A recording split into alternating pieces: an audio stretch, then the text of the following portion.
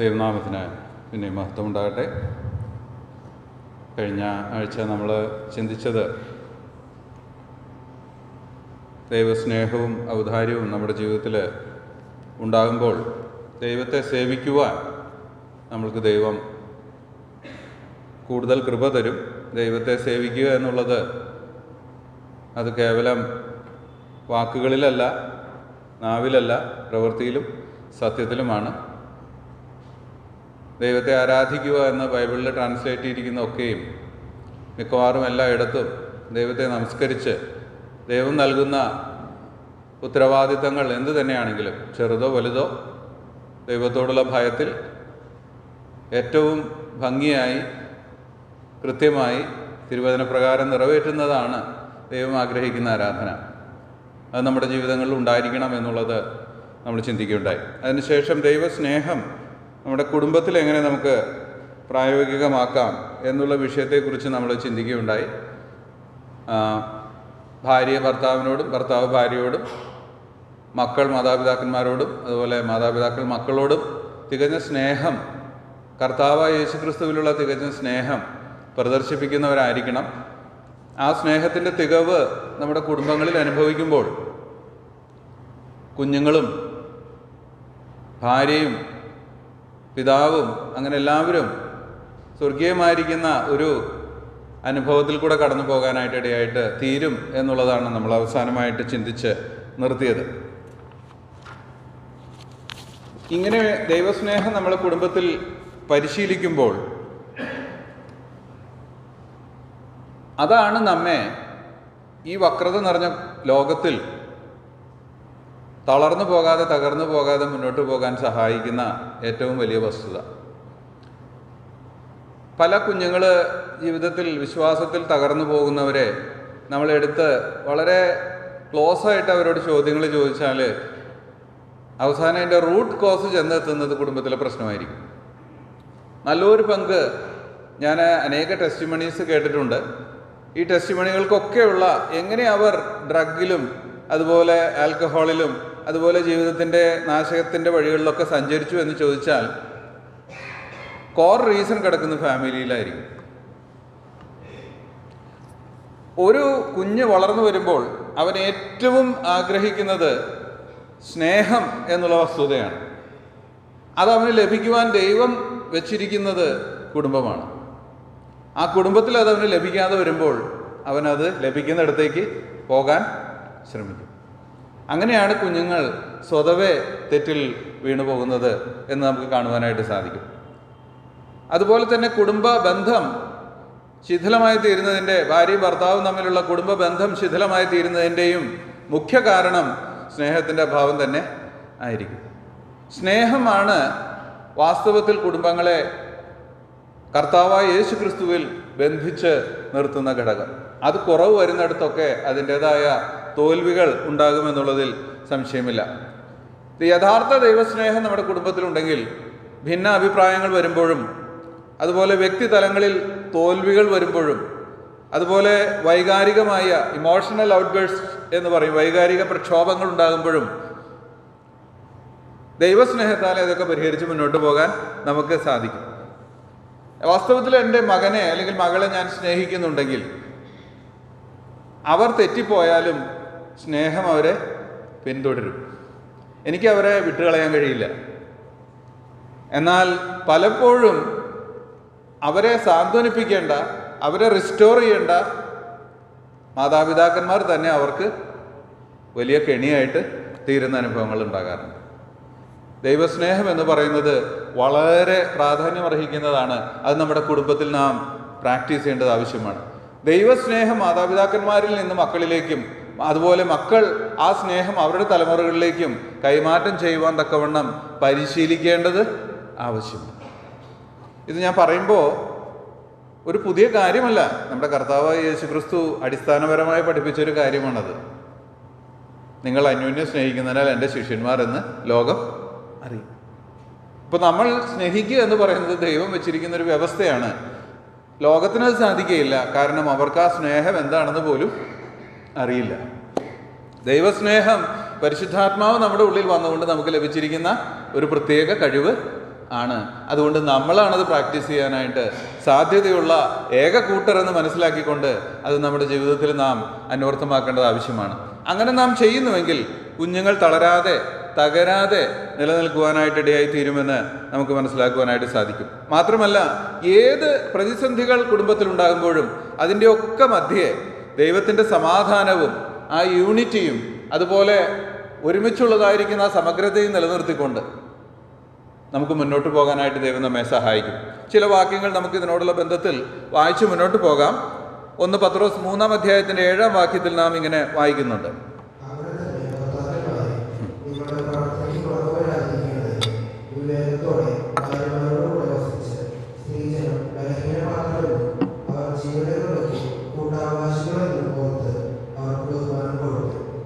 അവർക്ക് ബഹുമാനം കൊടുപ്പിൻ. ഭാര്യ ഭർത്താക്കന്മാരോടുള്ള ബന്ധത്തിൽ പറയുമ്പോൾ ഭർത്താക്കന്മാരോട് പറയുന്ന വാക്കാണ് നിങ്ങളുടെ പ്രാർത്ഥനയ്ക്ക് മുടക്കം വരാതിരിക്കേണ്ടതിന് ഭാര്യമാരോട് കൂടെ എങ്ങനെ വസിക്കണമെന്നാണ് പറഞ്ഞിരിക്കുന്നത്? വിവേകത്തോടെ വസിക്കണം, വിവേകത്തോടെ. സ്ത്രീജനം ബലഹീന പാത്രം എന്നും അവർ ജീവന്റെ കൃപയ്ക്ക് കൂട്ടവകാശികളും എന്ന് ഓർത്ത് അവർക്ക് ബഹുമാനം കൊടുപ്പിൻ. നമുക്കറിയാം, കുടുംബത്തിലെ ഏറ്റവും ചെറിയൊരു പ്രയാസം ഉണ്ടായാലും ആദ്യം ഇമ്പാക്റ്റ് ആവുന്നത് ഫാമിലി പ്രെയർ ആയിരിക്കും. പ്രെയറിനാണ് ഏറ്റവും ആദ്യം അടി കിട്ടുക. നിങ്ങൾക്കത് അറിയാവുന്ന കാര്യമാണ്. കാരണം വേറെ ഒന്നുമല്ല, കുടുംബത്തിലുള്ള വ്യക്തിയുമായിട്ട് പ്രശ്നം നിലനിൽക്കുമ്പോൾ ദൈവസന്നിധിയിൽ പോയി മുട്ടുകുത്താനുള്ള കോൺഫിഡൻസ് നമുക്കൊരിക്കലും ഉണ്ടാവുകയില്ല. അങ്ങനെ കുടുംബ പ്രാർത്ഥന തടസ്സപ്പെടും. കുടുംബ പ്രാർത്ഥന തടസ്സപ്പെടുമ്പോൾ മക്കൾക്ക് ലഭിക്കേണ്ടതും തടസ്സപ്പെടും. തത്വത്തിൽ കുടുംബത്തിൽ വലിയ നാശം അവിടെ ഉണ്ടാകുകയാണ്. പിശാചിന് വളരെ സന്തോഷമാണത്. അതുകൊണ്ടാണ് ഇവിടെ പറഞ്ഞിരിക്കുന്നത് വിവേകത്തോടെ ഭാര്യമാരോട് കൂടെ വസിക്കണമെന്ന്. വിവേകം ആവശ്യമാണ് ഇവിടെ. അത് ഭർത്താക്കന്മാരോട് പ്രത്യേകം പറയുന്ന കാര്യമാണ്. വിവേകം ആവശ്യമാണ്, ഇമോഷനല്ല. വെറും വൈകാരികമായ ഫീലിങ്സ് കൊണ്ടൊന്നും കുടുംബം റൺ ചെയ്യാൻ പറ്റുകയില്ല എന്നുള്ളത് ദൈവവചനം തന്നെ പറയുന്ന കാര്യമാണ്. ഭാര്യമാർ ഇമോഷണലാണ്, അത് നമുക്കറിയാം. ഭർത്താക്കന്മാരും ഇമോഷണലായി തീർന്നാലോ? നമ്മുടെ നാട്ടിലൊരു ചൊല്ലുണ്ട്, അരം പ്ലസ് അരം കിന്നരം എന്ന് പറയും. അരം പ്ലസ് അരം കിന്നരം. അതുപോലെ ആയിരിക്കും പിന്നെ കുടുംബം. രണ്ടുപേരും ഇമോഷണൽ ആണെങ്കിൽ പിന്നെ ജ്ഞാനത്തിന് അവിടെ സ്ഥാനമൊന്നും ഇല്ല, വിവേകത്തിന് സ്ഥാനമൊന്നും ഇല്ല. അതുകൊണ്ട് ഭർത്താക്കന്മാരോട് പ്രത്യേകം പറയുകയാണ്, നിങ്ങൾ വിവേകത്തോടെ വേണം ഭാര്യമാരോട് കൂടെ വസിക്കാൻ. ഇല്ലെങ്കിൽ അത് നിങ്ങളുടെ കുടുംബത്തിൽ വലിയ നാശമുണ്ടാക്കും. ഇത് കുഞ്ഞുങ്ങളിൽ ഉണ്ടാക്കുന്ന ഇമ്പാക്റ്റ് വളരെ വലുതാണെന്നുള്ളത് നമ്മൾ മറക്കരുത്. ഞാൻ എപ്പോഴും ഓർക്കുന്ന ഒരു കാര്യമാണ്, ഞാനും എൻ്റെ ഭാര്യയും തമ്മിൽ തമാശയ്ക്ക് പോലും, തമാശയ്ക്ക് എന്ന് പറഞ്ഞാൽ ഗൗരവമായിട്ടൊന്നുമല്ല, എന്നാലും ഞങ്ങൾ ചില സമയത്ത് ഇങ്ങനെ റീസൺ ചെയ്യും, വാഗ്വാദം ചെയ്യും.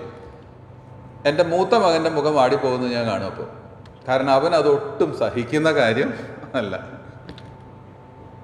എൻ്റെ കുഞ്ഞുങ്ങൾക്ക് ഞാനും എൻ്റെ ഭാര്യയും തമ്മിൽ നല്ല ബന്ധമില്ലെങ്കിൽ അത് ഏറ്റവും എഫക്റ്റ് ചെയ്യപ്പെടുന്ന എൻ്റെ കുഞ്ഞുങ്ങളെ ആയിരിക്കും. അതെനിക്ക് നന്നായിട്ട് അറിയാം.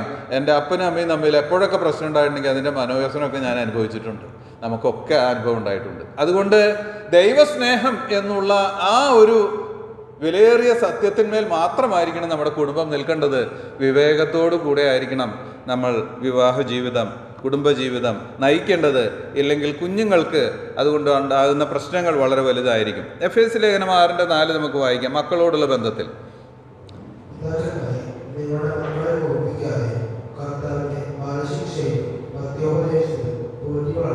ഇത് അടുത്തൊരു പ്രധാനപ്പെട്ട കാര്യമാണ്. ഇതൊരു കുടുംബത്തെക്കുറിച്ചിട്ടുള്ള ഒരു സ്റ്റഡി അല്ല എങ്കിലും ദൈവസ്നേഹം എന്നുള്ള വിഷയമാണല്ലോ നമ്മൾ കുടുംബത്തിൽ പരിശീലിക്കുന്നതിനെ കുറിച്ച് ചിന്തിക്കുന്നത്. അതുകൊണ്ട് തന്നെ ഇത് അറിഞ്ഞിരിക്കണം. പലപ്പോഴും കുഞ്ഞുങ്ങളോടുള്ള ബന്ധത്തിൽ ഇമോഷനാണ് ആദ്യം നിൽക്കുക. നമുക്കറിയാം, കോടതിയിൽ ശിക്ഷ വിധിക്കുന്നത് ഏറ്റവും അവസാനമാണ്. എല്ലാ ഹിയറിങ്ങും കഴിഞ്ഞ് കാര്യങ്ങളൊക്കെ ബോധ്യപ്പെടുത്തി കുറ്റപത്രം വായിച്ച് ശിക്ഷ കൊടുക്കും. കുടുംബത്തിൽ സാധാരണ സംഭവിക്കുക, ആദ്യമേ ശിക്ഷ കൊടുക്കുക, അതിനുശേഷം മറ്റു കാര്യങ്ങളൊക്കെ പുറകാലെ വരും. അത് ശരിക്കും പറഞ്ഞാൽ വളരെ തെറ്റാണ്. കാരണം എന്താണെന്ന് വെച്ചാൽ ദേഷ്യം കൊണ്ടാണ് ആദ്യത്തെ കാര്യങ്ങളൊക്കെ നടക്കുക. അത് കഴിഞ്ഞിട്ടാണ് പിന്നെ നിയമവും വശങ്ങളൊക്കെ വരുന്നത്. യഥാർത്ഥത്തിൽ അത് ഫൂളിഷ്നെസ്സാണ്. കുഞ്ഞുങ്ങൾക്ക് പലപ്പോഴും, ഞാൻ മനസ്സിലാക്കിയിട്ടുള്ള ഒരു സത്യം, കുഞ്ഞുങ്ങൾക്ക് പലപ്പോഴും എന്തിനാ അടി കിട്ടിയത് എന്ന് മനസ്സിലാകാറില്ല. അത് അവരുടെ മനസ്സിലുണ്ടാക്കുന്ന ചിന്ത, ഈ അപ്പന് എന്നോട് സ്നേഹമില്ല,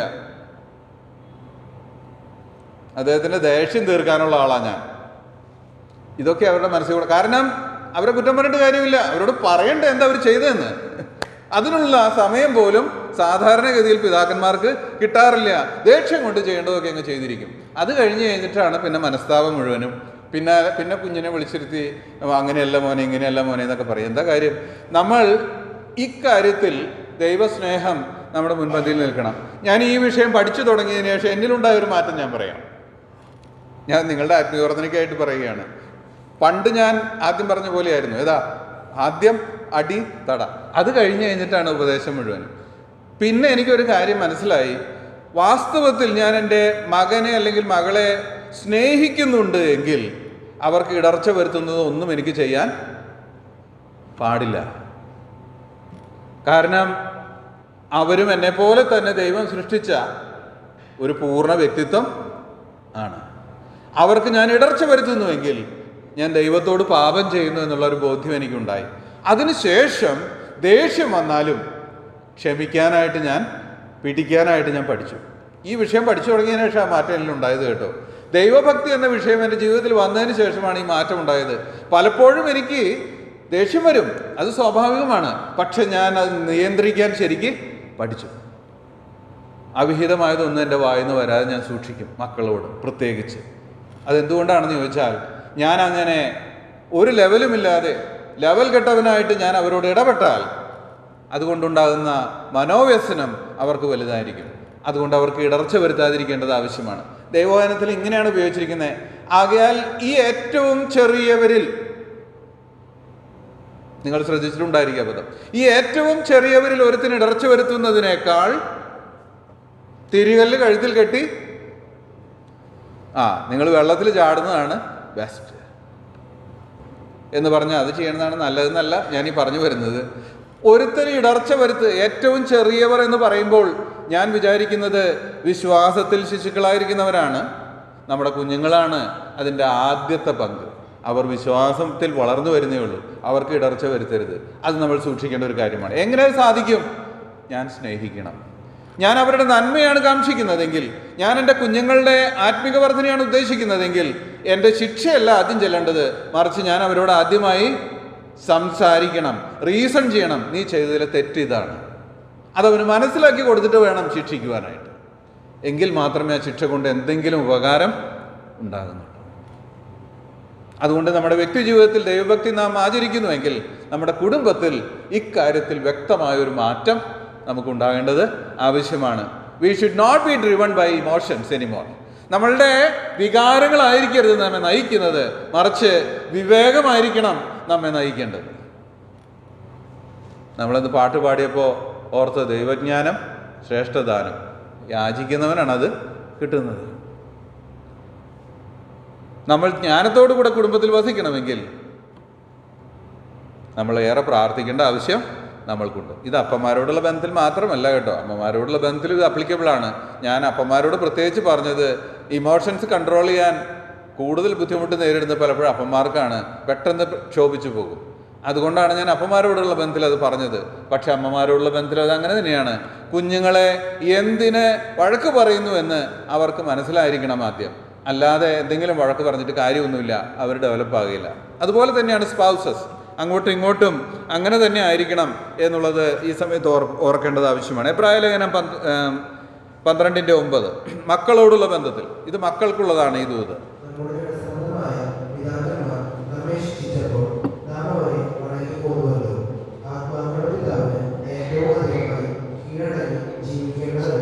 ജഡസംബന്ധമായ പിതാക്കന്മാർ നമ്മെ ശിക്ഷിച്ചപ്പോൾ നാം അവരെ വണങ്ങിപ്പോന്നുവല്ലോ. ഇത് ഞാൻ എടുക്കുവാൻ ആഗ്രഹിക്കുന്ന ഒരേ ഒരു പോയിന്റ്, അപ്പന്മാരോ അമ്മമാരോ മക്കളോട് അല്പം അവിഹിതമെന്ന് തോന്നുന്ന രീതിയിൽ ഇടപെട്ടാലും നിങ്ങൾ അവരെ ബഹുമാനിക്കുക തന്നെ വേണം. വൈ? ദൈവത്തിൻ്റെ കൽപ്പനയാണത്. ദൈവത്തിൻ്റെ കൽപ്പന നിനക്ക് നന്നായിരിക്കേണ്ടതിന് നീ നിൻ്റെ അപ്പനെയും അമ്മയെയും ബഹുമാനിക്കണം. നിനക്ക് നന്നായിരിക്കേണ്ടതിന്. മറ്റൊരു ഭാഗത്ത് ഇങ്ങനെയാണ്, നിനക്ക് ദീർഘായുസ് ലഭിക്കേണ്ടതിന് നിൻ്റെ അപ്പനെയും അമ്മയെയും നീ ബഹുമാനിക്കണം. അത് ദൈവകൽപ്പനയാണ്. അതുകൊണ്ട് നാം ബഹുമാനിക്കണം. അവരോട് തട്ടിക്കയറരുത്, അവിഹിതമായത് സംസാരിക്കരുത്, മാന്യമായി മാത്രം സംസാരിക്കാനായിട്ട് ശ്രമിക്കണം. വൈ? ഞാനൊരു കാര്യം പറയാം, ചില അപ്പന്മാർക്കും അമ്മമാർക്കും സ്നേഹമുണ്ടെങ്കിലും പ്രദർശിപ്പിക്കാൻ ശരിക്കും അറിയാത്തവർ ഉണ്ട്. ഉള്ളിൽ സ്നേഹമുണ്ട്, പക്ഷെ അറിയില്ല എങ്ങനെ എക്സ്പ്രസ് ചെയ്യേണ്ടത്. അങ്ങനെയുള്ള അപ്പന്മാരുണ്ട്, അമ്മമാരുണ്ട്. പലപ്പോഴും ദേഷ്യമൊക്കെ ആയിരിക്കും മുന്നിൽ നിൽക്കുക, സ്നേഹമൊക്കെ ഉള്ളിലായിരിക്കും. ഞാനൊരു കാര്യം പറയാം, സ്വന്തം അപ്പനെയും അമ്മയെയും പോലെ മക്കളെ സ്നേഹിക്കുന്ന ഒരാളും ഈ പ്രപഞ്ചത്തിലില്ല. സ്വന്തം അപ്പനെയും അമ്മയെയും പോലെ മക്കളെ സ്നേഹിക്കുന്ന ഒരാളും ഈ പ്രപഞ്ചത്തിലില്ല. അവരാണ് നിങ്ങളുടെ ഏറ്റവും വലിയ സ്നേഹിതന്മാർ. അവരാണ് നിങ്ങളുടെ ഏറ്റവും വലിയ, നിങ്ങളുടെ പ്രശസ്തിയിലും നിങ്ങളുടെ വളർച്ചയിലും ഏറ്റവും സന്തോഷിക്കുന്ന നിങ്ങളുടെ ആരാധകർ എന്നുള്ളത് മറക്കരുത്. നിങ്ങൾ വിജയിക്കുമ്പോൾ അത് എക്സ്പ്രസ് ചെയ്തില്ലെങ്കിലും അവരുടെ ഉള്ളിൻ്റെ ഉള്ളിൽ അവർ നിങ്ങളുടെ ഫാൻസ് ആണ് എന്നുള്ളത് മറക്കരുത്. അതുകൊണ്ട് ആ ബഹുമാനം മക്കൾ അമ്മയപ്പന്മാർക്ക് നൽകേണ്ടത് ആവശ്യമാണ് എന്നുള്ള ഈ സമയത്ത് ഓർപ്പിക്കുകയാണ്. രണ്ടാമത്തെ ഭാഗം നമ്മൾ ചിന്തിക്കാൻ പോകുന്ന ഔദാര്യം, സേവനം എന്നീ കാര്യങ്ങൾ കുടുംബത്തിൽ എന്നുള്ളതാണ്. ഈ വിഷയം നാം പഠിക്കുമ്പോഴും മക്കളെ ഇത് അഭ്യസിപ്പിച്ചു കൊണ്ടുവരികയും നമ്മൾ വ്യക്തി ജീവിതത്തിൽ ഉണ്ടായിരിക്കുകയും നമ്മുടെ കുടുംബത്തിൽ ഇത് പ്രാക്ടീസ് ചെയ്യുവാനായിട്ട് ഇടവരികയും ചെയ്യേണ്ടത് ആവശ്യമാണ്. ദൈവഭക്തന്മാർ അങ്ങനെ ആയിരിക്കണം. അപ്പോസ്തലപ്രവൃത്തി 10:2 കൊർന്നല്യോസിനെ കുറിച്ച് നാം ഇപ്രകാരം വായിക്കുന്നുണ്ട്. അപ്പോസ്തലപ്രവൃത്തി 10:2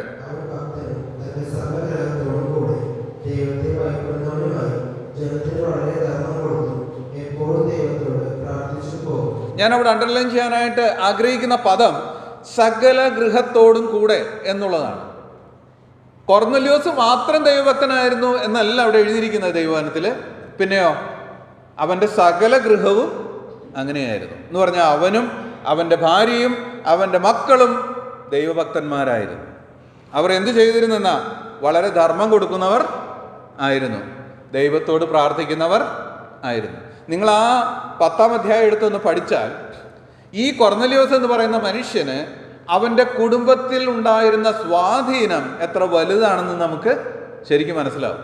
അതെന്താണെന്ന് ചോദിച്ചാൽ, പത്രോസ് അവിടെ വരുന്നു എന്ന് കേട്ടപ്പോൾ അതിനുവേണ്ടി അവൻ യോപ്പയിലേക്ക് ആളെ അയച്ചു.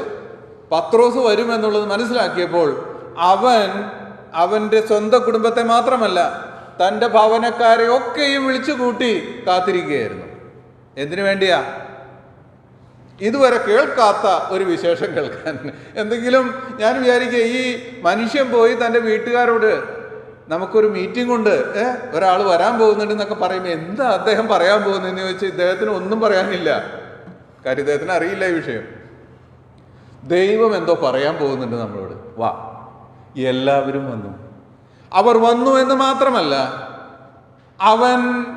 പത്രോസ് സംസാരിച്ചു കൊണ്ടിരിക്കുമ്പോൾ തന്നെ അവരുടെ ഒക്കെ മേൽ പരിശുദ്ധാത്മാവ് വന്നു. അവർ അന്യഭാഷകളിൽ സംസാരിച്ചു എന്ന് പറഞ്ഞ് ഇവരൊക്കെ ഭക്തന്മാരാണ്. ആ ഭാഗം എടുത്തൊന്ന് വായിക്കേണ്ടതാണ്. ഈ കൊർന്നല്യോസിന്റെ കുടുംബാംഗങ്ങളൊക്കെ ദൈവഭക്തന്മാരായിരുന്നു.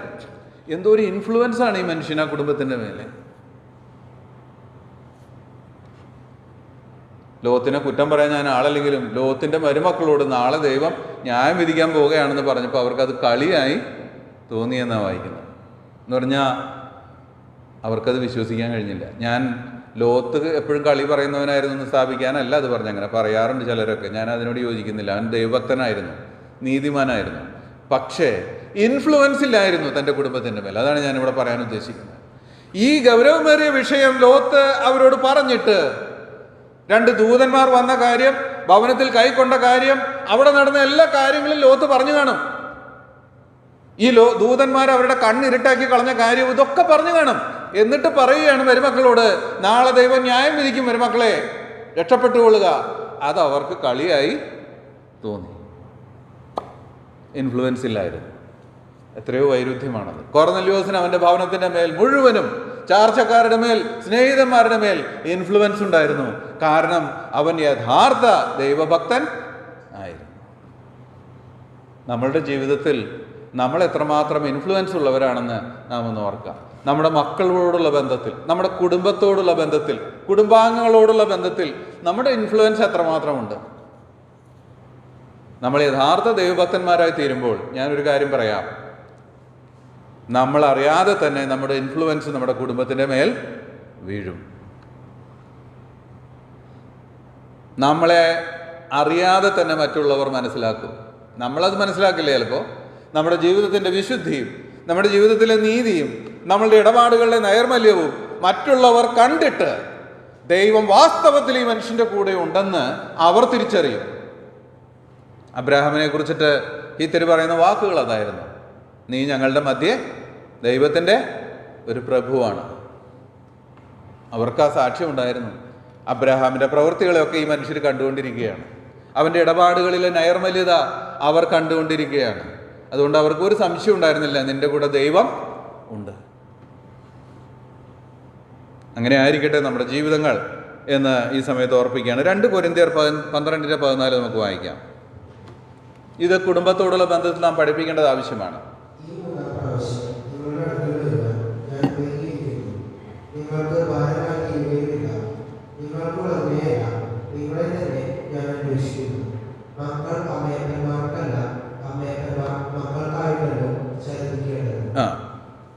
ഇത് ഒരു ഭാഗം. ഇത് മക്കളോടുള്ള ബന്ധത്തിൽ അമ്മയപ്പന്മാരുടെ ഉത്തരവാദിത്തമാണ് ഈ പറഞ്ഞിരിക്കുന്നത്. എന്താണ്? മക്കൾ അമ്മയപ്പന്മാർക്കല്ല, അമ്മയപ്പന്മാർ മക്കൾക്കായിട്ടാണ് ചാരതിക്കേണ്ടത്. ചാരതിക്കുക എന്ന് പറഞ്ഞാൽ കൂട്ടി വയ്ക്കേണ്ടത്. അപ്പോൾ മക്കൾക്ക് വേണ്ടി കരുതുക എന്ന് പറയുന്നത് ദൈവവചനപ്രകാരം ഒരു നീതിമാൻ ചെയ്യേണ്ട കാര്യമാണ്, ദൈവഭക്തൻ ചെയ്യേണ്ട കാര്യമാണത്. അതിൽ യാതൊരു തെറ്റുമില്ല. ചിലർ ചിന്തിക്കാറുണ്ട്, എന്തിനാണ് സ്വത്തും വസ്തുക്കളും, അതൊന്നും വേണ്ടല്ലോ, ദൈവം നല്ല കാഴ്ചപ്പാടൊക്കെയാണ്. പക്ഷേ ദൈവവചനം അതിനോട് പൂർണ്ണമായിട്ട് യോജിക്കുന്നില്ല. ശരിയായിട്ട് പറഞ്ഞാൽ മക്കൾക്ക് വേണ്ടി കരുതണം. നിന്റെ ചുറ്റുവട്ടത്തുള്ള നിന്റെ കുടുംബത്തിലെ നിന്റെ ഭാര്യയും നിന്റെ മക്കളാണ് നിന്റെ നിയറസ്റ്റ് കിൻ എന്ന് പറയാനായിട്ട് കഴിയുക. നിന്റെ ഏറ്റവും അടുത്ത ബന്ധുക്കളെന്നോ അല്ലെങ്കിൽ നിന്റെ ഏറ്റവും അടുത്ത സ്നേഹിതരെന്നോ നിനക്ക് പറയാനായിട്ട് കഴിയുക. അവരെ നിനക്ക് കെയർ ചെയ്തിട്ട് വേണം മറ്റുള്ളവരെ കെയർ ചെയ്യാൻ. അവരെ ആദ്യം നോക്കണം. ദൈവവചനത്തിൽ പറഞ്ഞിരിക്കുന്ന കാര്യമാണ്, സ്വന്തം കുടുംബത്തിന് വേണ്ടി കരുതാത്തവൻ അവിശ്വാസിയേക്കാൾ അധമൻ എന്നാണ് വിളിച്ചിരിക്കുന്നത്. അവിശ്വാസിയേക്കാൾ അധമൻ. ഇനി അതിലും വലിയ ഡിസ്ക്രിപ്ഷൻ എന്താ കൊടുക്കേണ്ടത് എനിക്കറിയില്ല. പഴയ നിയമത്തിൽ സദൃശവാക്യം എടുത്ത് വായിച്ചാലും നീതിമാനെ കുറിച്ച് വായിക്കുമ്പോൾ അവിടെ ഒരു പ്രത്യേക കാര്യം പറഞ്ഞിട്ടുണ്ട്. നീതിമാൻ തൻ്റെ മക്കൾക്ക് സമ്പാദ്യം വെച്ചേച്ച് പോകുന്നു. നീതിമാന്മാർ അങ്ങനെയാ. അത് അതിൽ തന്നെ തെറ്റല്ല. പക്ഷെ അന്യായമായിട്ട് സമ്പാദിച്ചൊന്നും ചെയ്യരുത്, ന്യായമായത് മാത്രമേ ചെയ്യാവൂ. പക്ഷെ മക്കൾക്ക് വേണ്ടി കരുതണം. മക്കൾക്ക് വേണ്ടി കരുതുവാൻ, സ്വന്തം കുടുംബത്തിന് വേണ്ടി കരുതുവാൻ ദൈവകൽപ്പനയുണ്ട്. അത് ചെയ്യേണ്ടതാണ്. ഇത് മാതൃകാപരമാണ്. ഞാനത് പറഞ്ഞു വരുന്നതിൻ്റെ ആശയം എന്താണെന്ന് ചോദിച്ചാൽ, പണ്ട് കാലത്തൊക്കെ അത് ഭയങ്കര കൂടുതലായിരുന്നു. ഈ കാലത്ത് അത്ര കാണുന്നില്ല, എങ്കിലുമുണ്ട്. അതെന്താണെന്ന് ചോദിച്ചാൽ, മക്കൾ വളർന്നു കഴിയുമ്പോൾ അവരുടെ സമ്പാദ്യം കൊണ്ട് ജീവിക്കാമെന്ന് കരുതിയിരിക്കുന്ന മാതാപിതാക്കന്മാരുണ്ട്. പഴയ കാലത്ത് അത് ഭയങ്കര കൂടുതലായിരുന്നു, പ്രത്യേകിച്ച് തൃശ്ശൂരിൻ്റെ ഭാഗങ്ങളിൽ. അത് ഞാൻ പച്ചയായിട്ട് പറയാം, ഉള്ള കാര്യം പറയണതിന് തെറ്റില്ലല്ലോ. നമ്മുടെ ഇടയിൽ അങ്ങനെയുള്ള പരിപാടി പാടില്ല. അതുകൊണ്ടാണ് പെൺമക്കൾ കറവ പശുവിൻ്റെ പോലെയായിരുന്നു അന്ന്. അവർക്കൊരു ജോലി എങ്ങനെയെങ്കിലും സമ്പാദിച്ചു കൊടുക്കുക, എന്നിട്ട് ഇവരെ കെട്ടിക്കൂല. കാരണം എന്താ? വരുമാനം പോകും. ഇങ്ങനെ ചിന്തിച്ച് അനേക പെൺകുട്ടികൾ തൃശ്ശൂരിൻ്റെ ഭാഗങ്ങളിൽ കല്യാണം കഴിക്കാത്തവരുണ്ടായിരുന്നു. ഞാനൊരു കാര്യം പറയാം, ഇങ്ങനെയുള്ളതായിരിക്കുന്ന ഒരു വിടക്ക് സ്വഭാവവും വിശ്വാസികളുടെ മധ്യേ കാണാൻ പാടില്ല. അത് ദൈവഭക്തന്മാർക്ക് ചേർന്നത് അല്ല. ഇത് സ്വാർത്ഥതയാണ്. ഇതൊക്കെ ഇങ്ങനെയുള്ള കുറച്ച് കാര്യങ്ങളൊക്കെ ഞാൻ പറയും കേട്ടോ, ആർക്കും വിഷമം തോന്നണ്ട. എന്തുകൊണ്ടെന്നാൽ ഇത് പറയാതെ നമ്മളെങ്ങനെ അറിയും? അല്ലേ? വചനം എങ്ങനെയാണ് നമ്മുടെ അടുക്കിലേക്ക് വരിക? കേൾവിയാലാണ് അല്ലേ? പ്രസംഗിക്കുന്നവനില്ലാതെ എങ്ങനെ കേൾക്കും? അതുകൊണ്ട് ഞാൻ പറയും. ആദ്യം പറഞ്ഞ വാക്ക് മറക്കരുത്. ഞാൻ പറയുന്നതിനോട് പൂർണ്ണമായിട്ട് വിയോജിക്കുന്നതിൽ എനിക്ക് 100% യോജിപ്പാണുള്ളത്. അതുകൊണ്ട് നിങ്ങൾക്ക് വിയോജിക്കണേ വിയോജിക്കാം. പക്ഷെ ഞാൻ പറയാം, ഇങ്ങനെയുള്ള കച്ചവട കണ്ണുകൾ ഒരിക്കലും ഒരു ദൈവഭക്തന് ഭൂഷണമല്ല. മക്കൾക്ക് വേണ്ടി അമ്മയപ്പന്മാരാണ് ചാരതിക്കേണ്ടത്, അല്ലാണ്ട് മക്കളല്ല അമ്മയപ്പന്മാർക്ക് വേണ്ടി ചാരതിക്കുന്നത്. ഇത് ദൈവഭക്തന്റെ ലക്ഷണമായിരിക്കണം. ദൈവഭക്തന്മാർ നന്നായി അധ്വാനിക്കണം, മക്കൾക്ക് വേണ്ടി കരുതുകയും വേണം. അപ്പോൾ ഇത് ഞാൻ പറയുമ്പോൾ ഇങ്ങനെ ചിന്തിക്കരുത്. അതുകൊണ്ടാണ് സഹോദരൻ ഞാൻ കാര്യമായിട്ടൊന്നും ഓഫറിങ് ഇടാത്തത്. അങ്ങനെയല്ല കേട്ടോ. ദൈവത്തിന് കൊടുക്കേണ്ടത് ദൈവത്തിന് കൊടുക്കണം, മനുഷ്യർക്ക് ചെയ്യേണ്ടത് മനുഷ്യർക്ക് ചെയ്യണം. നിന്നാലാവുന്നത് പോലെ എല്ലാം മറ്റുള്ളവരെ സഹായിക്കണം. എന്നാൽ നിന്റെ കുടുംബമാണ് നിനക്ക് ഏറ്റവും അടുത്ത സ്നേഹിതന്മാർ. അത് നീ മറക്കരുത്. അതാണ് ഞാൻ ഉദ്ദേശിക്കുന്നത്. സ്വന്തം കുടുംബത്തിന് വേണ്ടി കരുതണം. ഇനി മറ്റൊരു വാക്യം വായിക്കാം. 1 തിമോത്തിയോസ് 5:8. അത് ഞാൻ നേരത്തെ റെഫർ ചെയ്ത വാക്യമാണ്. അതിൽ ഞാൻ ഒന്ന് വായിക്കാം.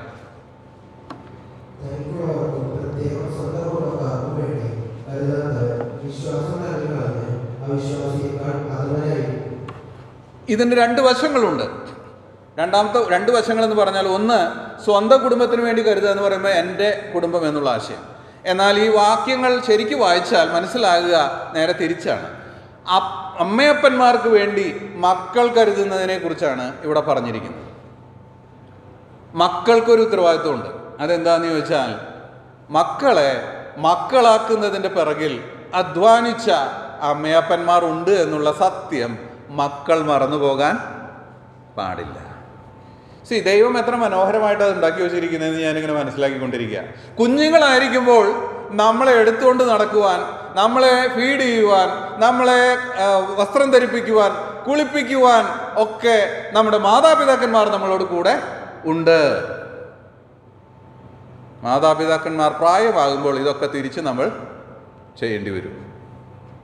അവരെ നമ്മൾ കുളിപ്പിക്കേണ്ടി വരും, അവരെ നമ്മൾ വസ്ത്രം എടുപ്പിക്കേണ്ടി വരും, അവർക്ക് നമ്മൾ ഭക്ഷണം കൊടുക്കേണ്ടി വരും, അവരെ ചിലപ്പോൾ എടുത്തുകൊണ്ട് നടക്കേണ്ടിയും വരും.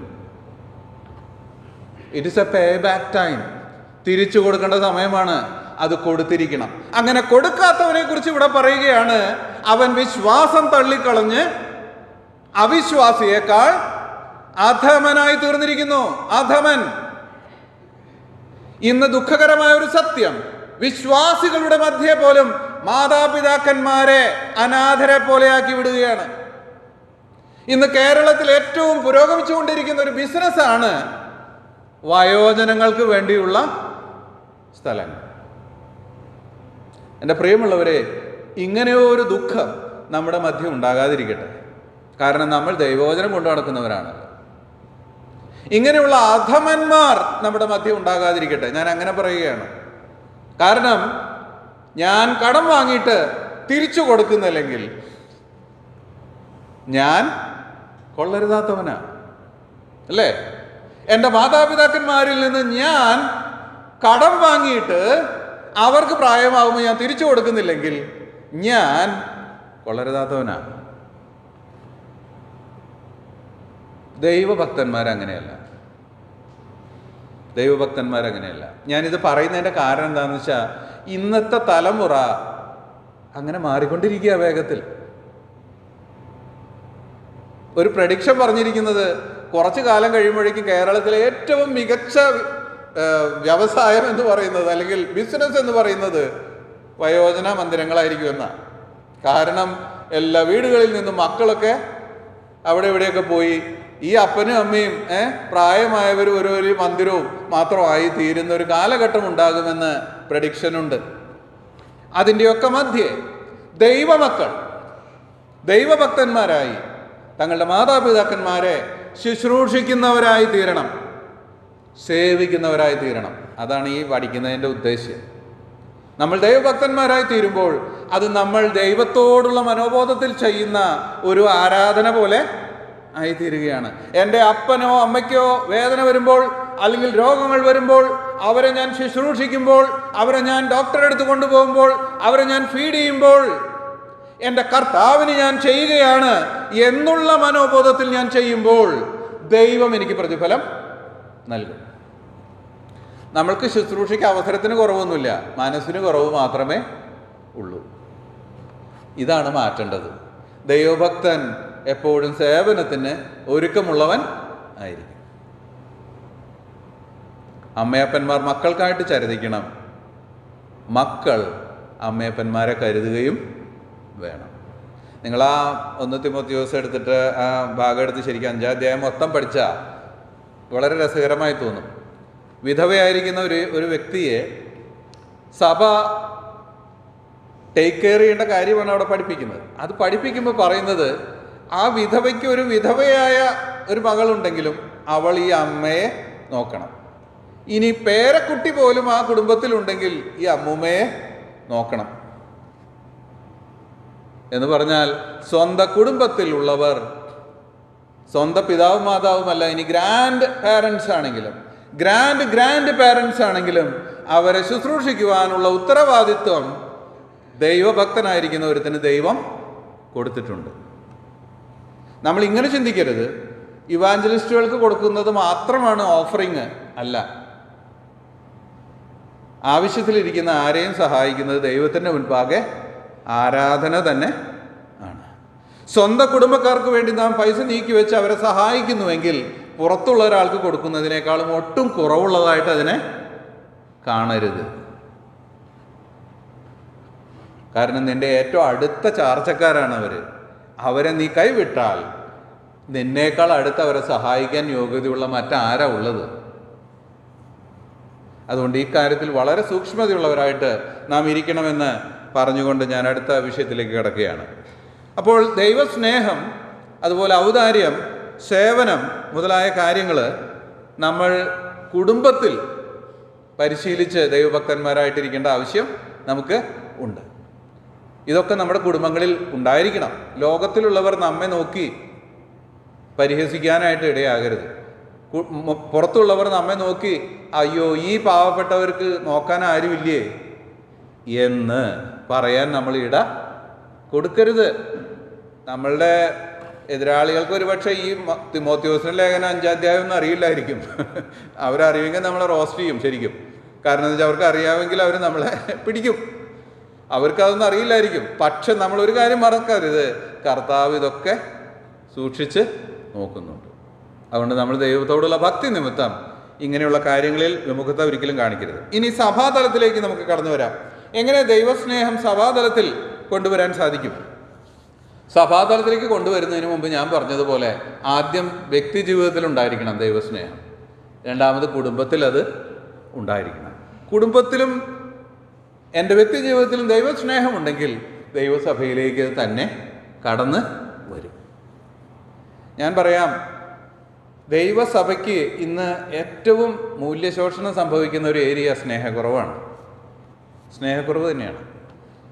ദൈവസഭയിലുള്ള അംഗങ്ങൾക്ക് അന്യോന്യം ഹൃദയംഗമായി സ്നേഹിക്കുവാനായിട്ട് കഴിയുന്നില്ല. ദൈവസ്നേഹത്തിൻ്റെ ആഴത്തിലേക്ക് ഇറങ്ങിച്ചെല്ലാൻ കഴിയുന്നില്ല. വളരെ സ്വാർത്ഥമാണ് പലപ്പോഴും നമ്മുടെ അവസ്ഥ. ഇങ്ങനെ ആയിരുന്നില്ല ക്രിസ്തീയ സഭകൾ, പ്രത്യേകിച്ച് ആദിമ നൂറ്റാണ്ടിലെ സഭകൾ. അവരെല്ലാം പൊതുവക എന്ന് എണ്ണി എന്നൊക്കെ പറയുമ്പോൾ നമ്മൾ ഇപ്പോൾ അങ്ങനെ അല്ലാത്തതുകൊണ്ട് ദൈവത്തിന് സ്തോത്രം എന്നാണ് വിചാരിക്കാറ്. കാരണം അല്ലെങ്കിൽ നമ്മുടെയൊക്കെ കൊണ്ട് കൊടുക്കേണ്ടി വന്നേനെ. പക്ഷെ ഞാനൊരു കാര്യം പറയാം, അവർ പൊതുവക എന്ന് എണ്ണുന്നതിൽ അവർക്ക് അല്പം പോലും മനോവ്യസനം ഉണ്ടായിരുന്നില്ല. അങ്ങനെ മനോവ്യസനം ഉണ്ടായ ഒരു കപ്പിളിനെ കുറിച്ച് അവിടെ പറഞ്ഞിട്ടുണ്ട്. അത് അനന്യാസും സഫീരയുമായിരുന്നു. അവർ യഥാർത്ഥ ഭക്തന്മാരായിരുന്നില്ല. ഭക്തിയുള്ളവർക്ക് പങ്കുവെക്കുന്നത് ഒരിക്കലും ഒരു ഭാരമുള്ള വിഷയം അല്ല, അതൊരു പ്രിവിലേജ് ആണ്, അതൊരവസരം ആണ്. അവർ സന്തോഷത്തോടു കൂടിയാണ് അങ്ങനെ ചെയ്തിരുന്നത്. അത് ദീർഘകാലം നിന്നില്ല. അതിന് പ്രത്യേക കാരണങ്ങൾ ദൈവത്തിനുണ്ടായിരുന്നു. അത് താൽക്കാലികമായിട്ട് അവിടെ അവസാനിക്കുകയാണ്. പക്ഷേ ദൈവസ്നേഹം ദൈവസഭയിലേക്ക് കടന്നു വരണമെങ്കിൽ നമ്മുടെ വ്യക്തി ജീവിതത്തിൽ ചില നിശ്ചയങ്ങൾ നമ്മൾക്ക് ഉണ്ടായിരിക്കണം. എന്താണ് നിശ്ചയം എന്ന് ചോദിച്ചാൽ, എൻ്റെ കൂട്ടു സഹോദരനെ സഹോദരിയെ എന്നെപ്പോലെ തന്നെ ഞാൻ സ്നേഹിക്കുമെന്നുള്ള നിർണയം എൻ്റെ മനസ്സിലുണ്ടായിരിക്കണം. നിർണയം, ഇതൊരു തീരുമാനമാണ്. അദ്ദേഹത്തിന് ഒരു ദോഷവും വരുവാൻ ഞാൻ അനുവദിക്കുകയില്ല എന്നിൽ നിന്ന്. പറഞ്ഞു മനസ്സിലായോ? എൻ്റെ ഭാഗത്ത് നിന്ന് അദ്ദേഹത്തിന് ഒരു ദോഷവും ഉണ്ടാകാൻ ഇടയാകരുത്, മറിച്ച് നന്മ മാത്രമേ ഉണ്ടാകാവൂ. ഈ തീരുമാനമാണ് ദൈവസ്നേഹത്തിൻ്റെ തീരുമാനം. അങ്ങനെ വരുമ്പോൾ ന്യായമായി മറ്റുള്ളവരുടെ പുരോഗതി ആയിരിക്കും എൻ്റെ ലക്ഷ്യം. ഒരാളെ താഴ്ത്തിക്കെട്ടാനോ ഒരാൾക്ക് നേരെ ആരോപണം ഉന്നയിക്കാനോ പിന്നെ എനിക്ക് എങ്ങനെ സാധിക്കും? എൻ്റെ കൂട്ടു സഹോദരനോട് അയോഗ്യമായിട്ട് ഒന്നും എനിക്ക് ചെയ്യാൻ കഴിയില്ല എങ്കിൽ, സ്നേഹത്തെക്കുറിച്ച് പറയുമ്പോൾ അങ്ങനെയാണ്, സ്നേഹം അയോഗ്യമായി നടക്കുന്നില്ല, അങ്ങനെ എഴുതിയിരിക്കുന്നത്, അയോഗ്യമായി നടക്കുന്നില്ല. അയോഗ്യമായിട്ട് എനിക്ക് ചെയ്യാൻ കഴിയില്ല എങ്കിൽ പിന്നെ അദ്ദേഹത്തിൻ്റെ പുരോഗതി അല്ലാതെ പിന്നെ എനിക്ക് എന്താ ലക്ഷ്യം? ഞാൻ ഇനി ഒരു ഉദാഹരണം അതിനുള്ള ബന്ധി പറയാം. ഒരു സഹോദരൻ സഭയിലൊരു ശുശ്രൂഷ കേൾക്കാൻ പോവുകയാണെന്ന് കരുതുക. ഒരു മൂപ്പനോ അല്ലെങ്കിൽ ഒരു ഡീക്കനോ എന്തെങ്കിലും ആകട്ടെ. അദ്ദേഹത്തെക്കാളും മുമ്പേ വന്ന ആളല്ലേ ഞാൻ, എന്നേക്കാളും അദ്ദേഹത്തിന് യോഗ്യതയൊന്നുമില്ല, ഞാനല്ലേ കൂടുതൽ ശുശ്രൂഷ ചെയ്തിട്ടുള്ളത്. ഇങ്ങനെ കുറേ ന്യായങ്ങളൊക്കെ നമ്മുടെ ഉള്ളിൽ ഉടനെ പൊങ്ങി ഇങ്ങനെ വരും. ഞാൻ പറയട്ടെ, ഞാൻ ആ വ്യക്തിയെ യഥാർത്ഥത്തിൽ സ്നേഹിക്കുന്നുണ്ടെങ്കിൽ, അദ്ദേഹത്തിൻ്റെ നന്മയാണ് എൻ്റെ ലക്ഷ്യമെങ്കിൽ അങ്ങനെ ഒരു ചിന്ത വരുമോ? അങ്ങനെ ഒരു ചിന്ത വരില്ല. മറിച്ച് അദ്ദേഹത്തിനത് ലഭിക്കുന്നെന്ന് കേൾക്കുമ്പോൾ എനിക്ക് വലിയ സന്തോഷം ഉണ്ടാകും. നമ്മളുടെ സ്നേഹത്തിൻ്റെ ആഴം എത്രയുണ്ടെന്ന് ഇനി അളന്നു നോക്കിയാൽ മതി. ഞാൻ പറയാം, നമ്മൾ നല്ല ഒത്ത സ്വാർത്ഥന്മാരാണ്, നല്ല പങ്കും. പറഞ്ഞ മനസ്സിലായല്ലോ. നമ്മുടെ കാര്യം എങ്ങനെ ഉഷാറായിട്ട് നടക്കണം, അതാ നമ്മുടെ പലപ്പോഴുമുള്ള ചിന്ത. മറ്റുള്ളവരുടെ വളർച്ച, മറ്റുള്ളവരുടെ പുരോഗതി, അവർ നന്നാകുന്നത്, അതിനെക്കുറിച്ച് ഞാൻ ചിന്തിക്കാറേ ഇല്ല. ഞാൻ കുറ്റമായിട്ട് പറയല്ല പ്രിയമുള്ളവരെ, നമുക്കൊരു ആത്മപരിശോധന ശരിക്കും വേണം. വലിയൊരു ആത്മപരിശോധനയുടെ ആവശ്യമുണ്ട്. നമ്മൾ പലപ്പോഴും വളരെ സെൽഫ് സെൻട്രിക്കായി മാറിക്കൊണ്ടിരിക്കുക. ഇത് ക്രമേണ ഉണ്ടായിട്ടുള്ളൊരു പ്രശ്നമാണ്. സഭയ്ക്കകത്തുള്ള വിശ്വാസികൾ സഭ ഏകമാണ് എന്നുള്ള ആശയത്തിൽ നിന്ന് മാറി എന്താ പറയുക, കൂട്ടങ്ങളായിട്ട് പരിണമിച്ചുകൊണ്ടിരിക്കുക. സഭയ്ക്കകത്ത് തന്നെ കൂട്ടങ്ങൾ, അവർക്ക് നമ്മൾ നല്ല സ്നേഹമൊക്കെയാണ്, മറ്റ് പല പല കൂട്ടങ്ങൾ, ഇങ്ങനെയൊക്കെ ആയിക്കൊണ്ടിരിക്കുക. ഇത് ദൈവഭക്തിക്ക് നിരക്കുന്ന കാര്യമല്ല. 1 തിമോത്തിയോസ് 3:15 നമ്മളിങ്ങനെ വായിക്കുന്നുണ്ട്, നമുക്കറിയാവുന്ന വാക്യമാണ്. താമസിച്ചു പോയാലോ സത്യത്തിൻ്റെ തൂണും അടിസ്ഥാനവുമായി ജീവനുള്ള ദൈവത്തിൻ്റെ സഭയാകുന്ന ദൈവാലയത്തിൽ നടക്കേണ്ടത് എങ്ങനെയെന്ന് നീ അറിയേണ്ടതിന് ഇത് എഴുതുന്നു. അപ്പോൾ ദൈവസഭയിൽ എങ്ങനെ നടക്കണം, അത് അറിയേണ്ടതിന് ഇത് എഴുതുന്നു.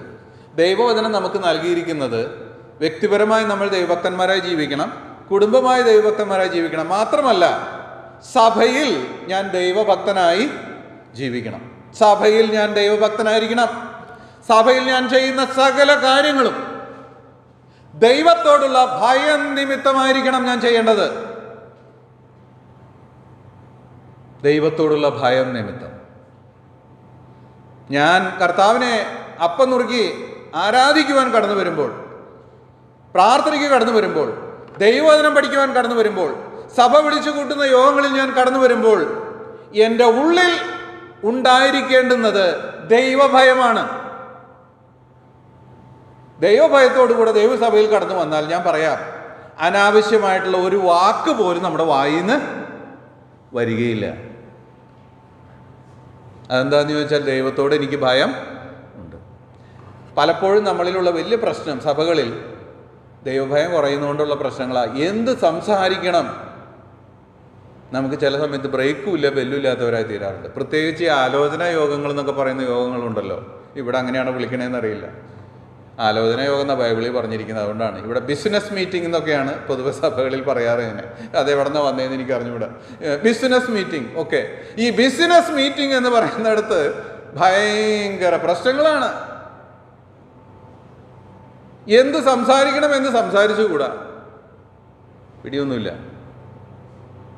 ഞാൻ പേര് മാറ്റിയാൽ ചിലപ്പോൾ ബെറ്റർ ആകുമെന്ന് എനിക്ക് തോന്നുന്നത്. ചിലപ്പോൾ അത് ആലോചന യോഗം എന്ന് കൊടുത്തു കഴിഞ്ഞാൽ ചിലപ്പോൾ മാറിക്കിട്ടുമായിരിക്കും ഈ പ്രശ്നങ്ങൾ. ആലോചനാ യോഗം, കൗൺസിൽ, സഭ വചനത്തിൽ കൗൺസിലിന് വേണ്ടിയിട്ട് കൂടിയിട്ടുള്ള സ്ഥലങ്ങളുണ്ട്. യെരുശലേം കൗൺസിൽ എന്ന് പറയുന്ന ആലോചന യോഗമായിരുന്നു.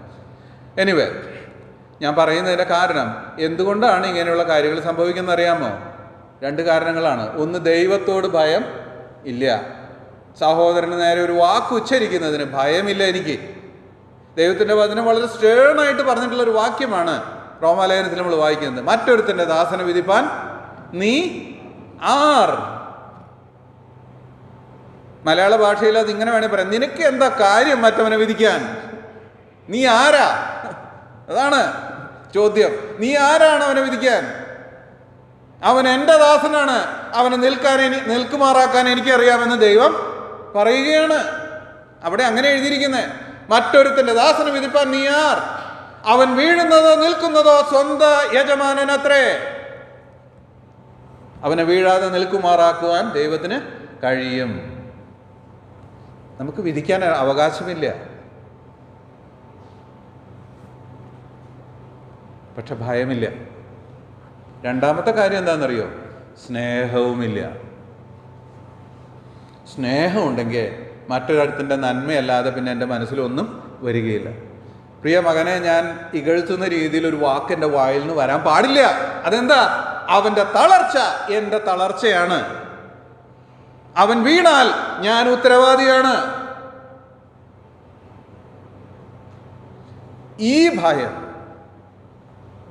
ഈ സ്നേഹം നമ്മളിൽ വ്യാപരിക്കുമ്പോൾ ദൈവസഭയായിത്തീരും. ഇല്ലെങ്കിൽ മറ്റേതെങ്കിലും ഒരു സ്ഥാപനം പോലെയുള്ള ഇഫക്റ്റുകളെ അതിന് കിട്ടുകയുള്ളൂ. പലപ്പോഴും അതുകൊണ്ടാണ് ദൈവസഭകൾ ആത്മീകമായ സന്തോഷം അനുഭവിക്കാതെ പോകുന്നത്. ദൈവഭക്തി ആചരിക്കുന്ന ഒരു വിശ്വാസി കർത്താവ് യേശു ക്രിസ്തു തൻ്റെ ശരീരമാകുന്ന ദൈവസഭയെ സ്നേഹിച്ചതുപോലെ തന്നെ സഭയെ സ്നേഹിക്കേണ്ടതാണ്. കർത്താവിനെ പോലെ കർത്താവ് തൻ്റെ സഭയെ എത്രമാത്രം സ്നേഹിക്കുന്നു. ചിലയിടത്തൊക്കെ ചില പ്രവൃത്തികളൊക്കെ ചെയ്യുന്നത് കാണുമ്പോൾ, സഭയിൽ നിന്ന് പുറത്താക്കുന്നതൊക്കെ കാണുമ്പോൾ വളരെ മനസ്സ് വേദനിച്ച് പോകാറുണ്ട് എൻ്റെ. അതെന്താണെന്ന് ചോദിച്ചാൽ, പേര് പറയാ ദൈവസഭയെ ആദരിച്ചില്ല അതുകൊണ്ട് പുറത്താക്കി എന്നാണ്. പക്ഷെ വാസ്തവത്തിൽ ദൈവസഭയെ ആദരിക്കാത്തതിനേക്കാൾ ഉപരി മറ്റു ചിലരെ ആദരിച്ചില്ല എന്നുള്ളതാണ് പ്രശ്നം. ഞാൻ പറഞ്ഞു മനസ്സിലായോ?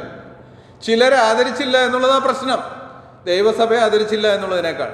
കർത്താവിന് തൻ്റെ സഭയിലെ ഒരംഗവും നഷ്ടപ്പെട്ടു പോകുന്നതിൽ സന്തോഷമുള്ളവൻ അല്ല.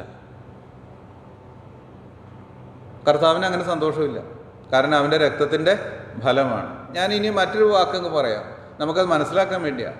എൻ്റെ കുഞ്ഞുങ്ങളിൽ, നമ്മുടെ കുടുംബത്തിൽ നമ്മുടെ കുഞ്ഞുങ്ങളുണ്ടല്ലോ, നമ്മുടെ കുഞ്ഞുങ്ങളിൽ ഒരാൾ നഷ്ടപ്പെട്ടു പോകുന്നത് നമുക്ക് ആർക്കെങ്കിലും സന്തോഷമുള്ള കാര്യമാണോ? ഒരിക്കലും സന്തോഷമില്ല. അവരെ നേടാൻ വേണ്ടി ഞാൻ അഹോരാത്രം അധ്വാനിക്കും. വേണമെങ്കിൽ ഞാൻ രാത്രികളിൽ ഇരുന്ന് പ്രാർത്ഥിക്കും. അവൻ എന്നോട് കോപിച്ചാൽ അല്ലെങ്കിൽ അവൾ എന്നോട് കോപിച്ചാലും ഞാൻ ക്ഷമിക്കും. ഞാൻ അവരെ നേടുന്നത് വരെ ഞാൻ അധ്വാനിച്ചുകൊണ്ടേ ഇരിക്കും. എന്താ കാരണം? ഞാൻ അവളെ സ്നേഹിക്കുന്നു അല്ലെങ്കിൽ അവനെ സ്നേഹിക്കുന്നു, അതാ കാരണം. അത്രയും സ്നേഹമൊന്നും ദൈവസഭയിൽ ഉണ്ടാകാറില്ല. ഒന്ന് പറഞ്ഞു രണ്ടാം വാക്ക് പുറത്തിരിക്കട്ടെ. പ്രിയമുള്ളവരെ, വാട്ട് ഈസ് റോങ്? തെറ്റെന്താണെന്ന് അറിയാമോ? സ്നേഹിക്കേണ്ട പോലെ ഞാൻ സ്നേഹിക്കുന്നില്ല. എൻ്റെ കയ്യിൽ ഒരു അവയവത്തെ ഞാൻ പഴുത്തു എന്ന് പറഞ്ഞ് വെട്ടിക്കളയില്ല. എന്നാൽ കഴിയുന്ന അത്ര അതിനെ ഭേദമാക്കാൻ ഞാൻ ശ്രമിക്കും. തീരെ നിവൃത്തിയില്ലെങ്കിൽ അതിനെ ഞാൻ വെട്ടു. പലപ്പോഴും കർത്താവിന് തോന്നുന്നതിനേക്കാളും ഭയങ്കര ഫീലിംഗ് ആണ് മറ്റു ചിലർക്ക് സഭയിൽ നിന്നൊക്കെ പുറത്താക്കാനും കമ്മ്യൂണിക്കേഷൻ ഇല്ലാതെയാക്കാനൊക്കെ. പ്രിയമുള്ളവർ, ഇതല്ല ദൈവസ്നേഹം. ദൈവസഭ ദൈവസ്നേഹത്തിൻ്റെ വേദി ആയിരിക്കണം. കർത്താവ് തൻ്റെ സഭയെ തൻ്റെ ശരീരം എന്ന പോലെ ആത്മാർത്ഥമായി സ്നേഹിക്കുന്നുണ്ട്. അത് തിരിച്ചറിയുന്ന നാം അവനെ പോലെ തന്നെ ദൈവസഭയെ സ്നേഹിക്കേണ്ടത് ആണ്. ഒരു വാക്യം വായിക്കാം നമുക്ക്. റോമർ 15:2.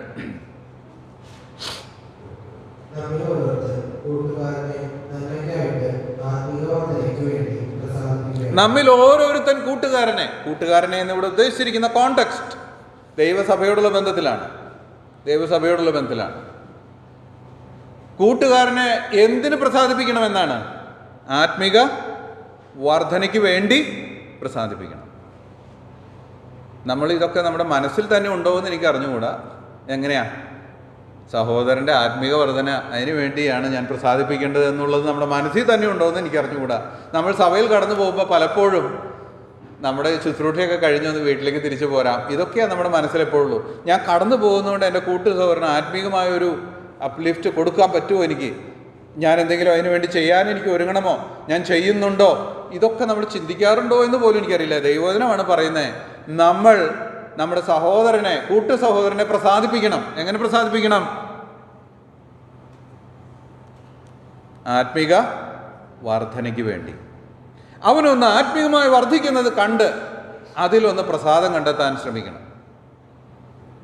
നമ്മുടെ സ്നേഹം യാഥാർത്ഥ്യമാണെങ്കിൽ നമ്മൾ അങ്ങനെ തന്നെ ചിന്തിക്കും. കാരണം അവൻ്റെ ആത്മീക നന്മയാണ് എൻ്റെ വലിയ ലക്ഷ്യം. എൻ്റെ കൂട്ടു സഹോദരൻ ഓരോ പടിയും വളരുന്നത് ഞാൻ കാണുമ്പോൾ എൻ്റെ ഉള്ളിൽ സന്തോഷം ഉണ്ടാകും.